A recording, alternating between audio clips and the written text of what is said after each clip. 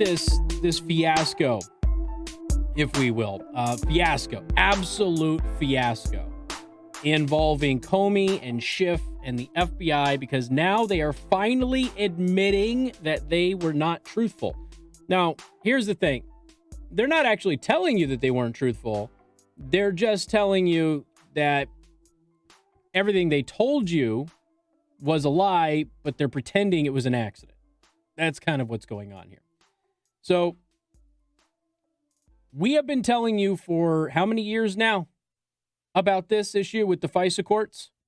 We've had the documented evidence. It's been released. FOIA requests to put it out in the public. We know about the agents and the bias with the agents. We know about all of this. This is not in dispute with anybody who has been paying attention to this case. Not one iota. So when we run into individuals who have not only all of the information that we have, but have more because of their position. James Comey knew about all of these reports and got to read all of these reports and sign off on all of these reports before they were released to the public, even afterwards, because with the Inspector General report, remember, he gets to sign off on that stuff because a lot of it had to do with his time in office. Then you have Adam Schiff, who's on the Intel Committee. He has way more information than we have. But they're still running around, okay? They're still running around and now pretending we had no idea that all of these mistakes had happened. None of this makes any sense to us. We're so sorry. We were wrong. So this is actually what came out of this. You actually had James Comey saying I was wrong about the FBI's process for this FISA warrant. You literally had that. Now that's an amazing, okay, absolutely amazing admission, especially when you consider that he, up until just a couple of days ago, was running around and telling you that he had been vindicated, that there's absolutely nothing wrong with anything that he did. And that's really problematic. But again, he's now finally admitting, Schiff is also finally admitting, but they're pretending that they didn't know.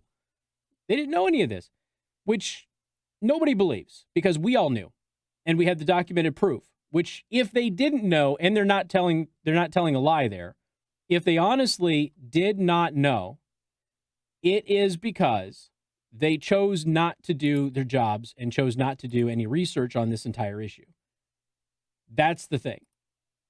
So there's no way that anybody believes any of them on this, nor should you. So listen to this. James Comey. I was wrong to defend the FBI's FISA process. You think? Former FBI Director James Comey admitted on Fox News Sunday that he was wrong to defend the agency's procedures relating to the Foreign Intelligence Surveillance Act and a warrant that the agency obtained to spy on Trump campaign. The admission comes after the Inspector General Michael Horowitz released his highly anticipated report about the origins of the Russia probe and the FBI's abuse of the FISA warrant application process. Okay. Yes, that's technically true, but Beth Bauman, who wrote this article over at townhall.com, missed a step. Before the IG report came out, James Comey ran in front of the cameras and basically said that this report vindicated him. He went on there to say, yes, there were some missteps, but they were honest mistakes and, things like that happened, but it's extremely rare. And he painted it as he was vindicated once again, because again, Comey can do no wrong, right? You have to understand, he read that report before any of us. He knew what was in the report before it went public. The only time that James Comey, I should say the only reason that James Comey, not time, but the only reason that James Comey is now flipped and said that he was wrong is because right there in the hearing in the United States Senate, Horowitz said, no, this report doesn't vindicate anybody who touched this thing. So with that statement from the Inspector General going out there and basically telling everybody, I don't care what Comey says, he's not vindicated for anything. Everybody who touched this was in the wrong. So now James Comey is obviously had a couple of days of backlash for that, and he's had to deal with it. I was wrong. I was responsible. Yeah, you were. But this wasn't an innocent little mistake, and it certainly wasn't a one-off deal. Anybody who's been listening to this program for at least the past 2 years already knows this. But I'll get to that in just a second. I was wrong. I was responsible. That's why I'm telling you I was wrong. I was overconfident as director over our procedure. Okay, now he's talking to Chris Wallace. Chris Wallace, his entire career has been a good newsman. He is so out of his mind on all of this. He hates Trump that much. He's the only safe place, really, over at Fox for Comey to go, and he went to the safest place. And Chris Wallace didn't do his job. He didn't. Sorry. And it's important that a leader be accountable and transparent. If I were still director, I'd be saying exactly the same thing Chris Wray is saying, which is we are going to get to the bottom of this, because the most important question is this systemic? Are there problems in other cases? Now, at that point in time, that very moment that he said that, Chris Wallace, if he was doing his job, should have looked at him and said, but this is systemic.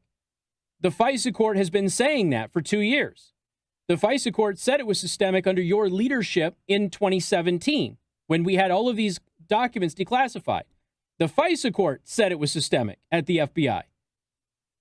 Then we find out after you left and after the FBI promised to never do it again, that the FBI has continued to do it thousands of more times, violating the rights of thousands of American citizens using illegal surveillance procedures. Sometimes that is lying to the court. Sometimes that is using inappropriate information to the court. Sometimes that's selling private information or transferring it to third parties who are not permitted. There's a whole host of violations with the FBI going back throughout his entire tenure at the FBI, so much so that the FISA court back in May of 2017 was concerned that they had only uncovered the tip of the iceberg on this. And we just found out a few weeks ago that the FISA court was right. They did only discover the tip of the iceberg because now they've discovered thousands of instances more where the FBI has continued to violate the civil rights with illegal surveillance policies of American citizens. So James Comey's out there saying, well, if I were still director, I'd be telling everybody, we got to get to the bottom of this. This is crazy. I was too confident in what we were doing.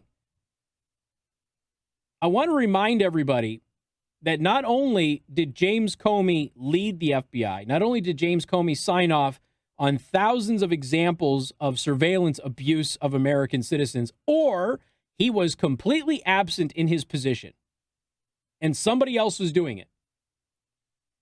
He not only did those things, but he also had whistleblowers come to him in case he didn't know and tell him it was going on. And do you know what James Comey did? He ignored them. James Comey ignored them, and one of them sued him for ignoring their whistleblowing on illegal surveillance policies at the FBI and FISA abuse. So he actually, not only was he responsible for all of this, but even if he wasn't, even if you want to believe James Comey's just an innocent guy, all of these other people were doing it. Even if you want to believe that, somebody went into his office and specifically told him that this was going on. He did nothing. He covered it up, and then that person filed a lawsuit. If Chris Wallace were doing his job, Chris Wallace would have had him right there, but he chose not to.